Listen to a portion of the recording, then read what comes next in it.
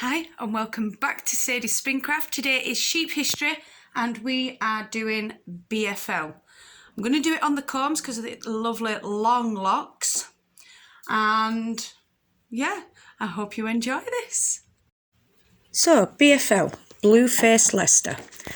The bluefaced trait, actually an illusion created by the haze of short white hair over a rich black skin, has shown up occasionally in Leicesters since the days of Bakewell. Yet the Bluefaced Leicester breed is a relatively new addition to the world, initially developed to play a role in the production of mules. In the early 20th century, breeders around Hexham, Northumberland, the northernmost county of England, began purposefully selecting for the blue faces. You may occasionally hear the breed referred to as Hexham Leicester, Blue-faced Maine, Blue-headed Leicester, or Blue-headed Maine, thanks to its lovely fine long wool fleece. The breed has become a favourite among fibre lovers. If the fleece in front of you looks like a pile of finely wound springs, there's a darn good chance it's Bluefaced Leicester. The fibre is fine, silky, lustrous and a long wool. Its springy appearance is called tightly pearled, which brings to mind the purling movement of liquids flowing with a circular motion, as well as pearled in the sense of a fine cord or twisted fibre. You can see, when this wool is spun and plied smoothly, the yarn can look like a string of glistening white pearls as well. Bluefaced Leicester is also one of the most predictable fleeces out there in many aspects. The micron count or grade, fibre length and fleece weight. A Bluefaced Leicester fleece should be uniform throughout, with no kemp or hair. Knitters and spinners use this wool frequently enough to refer to it in shorthand as BFL. It is an incredibly versatile wool, fine enough not to be scratchy, durable enough to wear well, shiny enough that dyes produce shimmering colours, and moderately feltable. BFL also blends well with other fibres. For example, it lends a touch of resilience to yarns when blended with silk or mohair. Two fibres that aren't known for bounce, without muting those fibres' natural qualities of lustre and drapability. Bluefaced Leicester fleece is fairly easy to find, and it's recently become one of the most readily available breed-specific yarns for knitters, crocheters, and other yarn users to locate. It's showing up commercially in sock yarns, and great application for this fibre. The wool holds up well to intense wear and is also soft enough to be comfortable next to the skin. Bluefaced Leicester makes pleasant, hard-wearing sweaters as well as woven fabrics for clothing and household use. Robert Bakewell's sheep. We have a lot to thank Robert Bakewell for. While still quite young, Bakewell, born in 1725, travelled throughout Europe studying the farming practices of the time. He took over his father's farm in 1755 and began documenting new ideas in livestock breeding. His ideas later influenced the thinking His ideas later influenced the thinking of such renowned naturalists as George Mendel, the father of genetics, and Charles Darwin. Bakewell began his breeding programme with the native or landrace sheep in his region of Leicestershire and neighbouring Lincolnshire.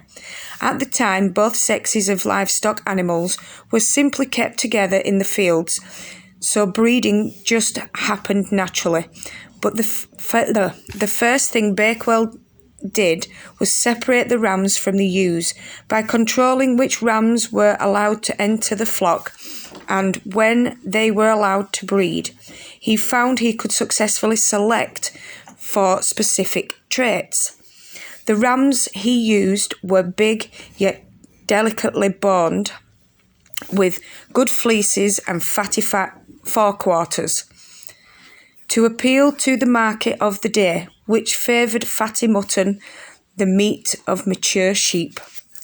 He named the district sheep he developed the New Leicesters, or Dishley Leicesters, after the farm's name, Dishley Grange. Not only did Bakewell develop the breeding method that soon gave rise to numerous improved breeds, he also originated the idea of the Breed Society or Association. In 1793, he established the Dishley Society, whose members were required to follow a list of rules that maintained the purity of the breed. Bakewell's sheep reached North America in pre-revolutionary days. George Washington was among the colonial farmers who kept Dishley sheep. Bakewell's Dishley Leicesters died out soon after his death in 1795, but the modern Leicester's long wool breed traces its lineage to Bakewell's animals. Now, the Bluefaced Leicester facts. Fleece weight is between 2¼ to 4¼ pounds, or 1 to 2 kilograms. The staple length is between 3 and 6 inches. The fibre diameter is 24 to 28 microns. The lock characteristics are locklets, which are thin and spiralling. And the natural colour is mostly white with recessive black gene that shows up to produce individuals with black and grey fleeces. I hope you all enjoyed watching me comb some Bluefaced Leicester while I talked about this fantastic breed. It's rather interesting about Robert Bakewell. And yeah, thank you so much for watching. I shall just add a tiny bit of music just to finish off this last bit.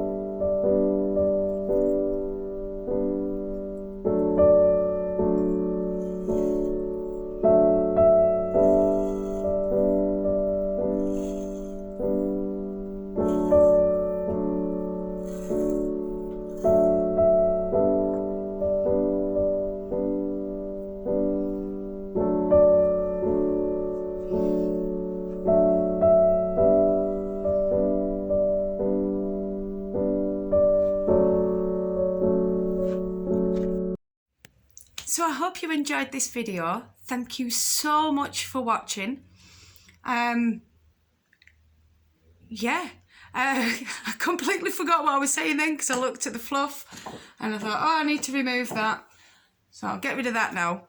The waste you saw coming off the second one is more because I didn't put locks in order, whereas the first one, there wasn't as much waste because obviously the locks were sorted. So the different ways of lashing on is what I saw, is what I did and what you saw. So different amounts of waste. I won't waste that. I'll card it and get what I can into Rolags or whatever, and I will use it, or I'll put it through the drum carder and use it in bats. So yeah, no matter where you are in the world, whether it's morning, afternoon, evening or night time, I want you to do what you love doing. And don't forget, if you are new to the channel, hit that subscribe button, hit that notification bell so you don't miss any more fibre fun or sheep history. Love and hugs to all you fantastic people, and I'll see you all again soon. Bye. Mwah.